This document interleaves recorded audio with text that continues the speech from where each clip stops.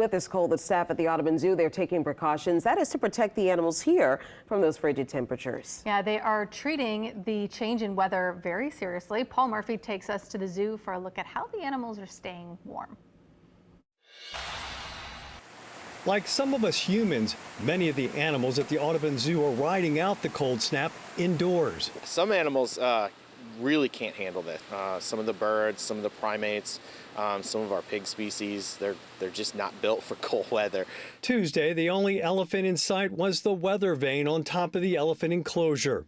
The Maine wolf came out of his house just long enough to take a look at our camera. These alpacas poked their heads out of their barn.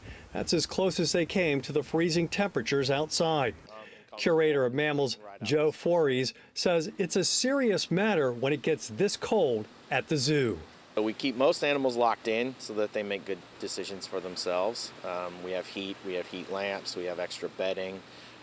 In places that we have concerns about losing power, we have pre-stationed generators. There were heating elements throughout the aviary where some of the exotic birds live. Other locations like this one that houses the Barasinga swamp deer had extra hay and bedding for the animals.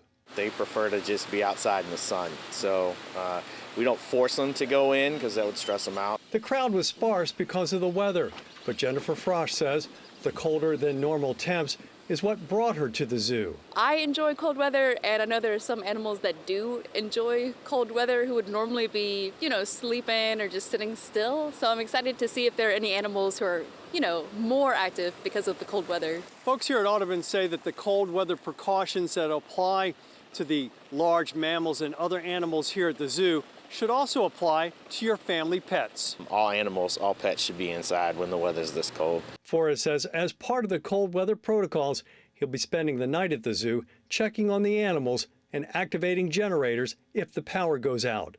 In Uptown, Paul Murphy, WWL, Louisiana.